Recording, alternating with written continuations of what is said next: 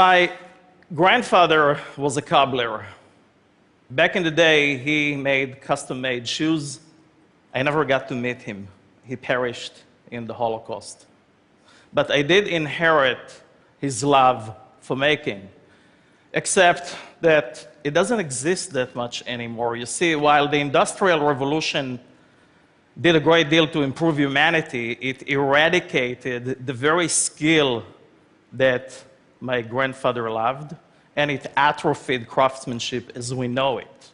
But all of that is about to change with 3D printing, and it all started with this, the very first part that was ever printed. It's a little older than Ted. It was printed in 1983 by Chuck Hall, who invented 3D printing. But the thing that I want to talk to you about today, the big idea that I want to discuss with you, is not that 3D printing is going to catapult us into the future, but rather that it's actually going to connect us with our heritage, and it's going to usher in a new era of localized, distributed manufacturing that is actually based on digital fabrication. So think about useful things. You all know your shoe size. How many of you know the size of the bridge of your nose or the distance between your temples? Anybody? Wouldn't it be awesome if you could, for the first time, get eyewear that actually fits you perfectly and doesn't require any hinge assembly, so chances are the hinges are not going to break. But the implications of 3D printing go well beyond the tips of our noses. When I met Amanda for the first time, she could already stand up and walk a little bit, even though she was paralyzed from the waist down. But she complained to me that her suit was uncomfortable. It was a beautiful robotic suit made by Exobionic, but it wasn't inspired by her body. It wasn't made to measure. So she challenged me to make her something that was a little bit more feminine, a little bit more elegant, and lightweight. And like good tailors, we thought that we would measure her digitally. And we did. We built her an amazing suit. The incredible part about what I learned from Amanda is a lot of us are looking at 3D printing, and we say to ourselves, it's going to replace traditional methods. Amanda looked at it, and she said, it's an opportunity for me to reclaim my symmetry and to embrace my authenticity. And you know what? She's not standing still. She now wants to walk in high heels. It doesn't stop there. 3D printing is changing personalized medical device as we know it, from new, beautiful, conformal, ventilated scoliosis braces to millions of dental restorations and to beautiful bracings for amputees. Another opportunity to emotionally reconnect with your symmetry. And as we sit here today, you can go wireless on your braces with clear aligners. All your dental restorations, millions of in-the-ear hearing aids are already 3D printed today. Millions of people are served today from these devices. What about full knee replacements?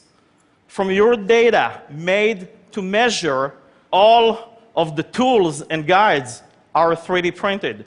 GE is using 3D printing to make the next generation LEAP engine that will save fuel to the tune of about 15% and cost for an airline of about $14 million. Good for GE, right?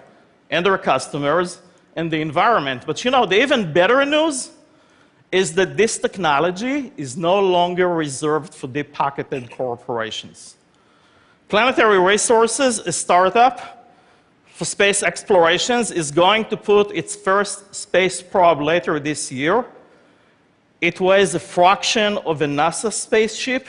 It costs a fraction of its cost.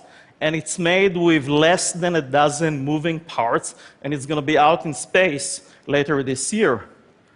Google is taking on this very audacious project of making the block phone, the Aura. It's only possible because of the development of high-speed 3D printing that for the first time will make functional, usable modules that will go into it. A real moonshot powered by 3D printing. How about food? What if we could, for the first time, make incredible delectables like this beautiful teddy here that is edible? What if we could completely change the experience like you see with that absinthe serving that is completely 3D printed? And what if we could begin to put ingredients and colors and flavors in every taste, which means not only delicious foods, but the promise of personalized nutrition around the corner? And that gets me to one of the biggest deals about 3D printing. With 3D printing, complexity is free. The printer doesn't care if it makes the most rudimentary shape or the most complex shape.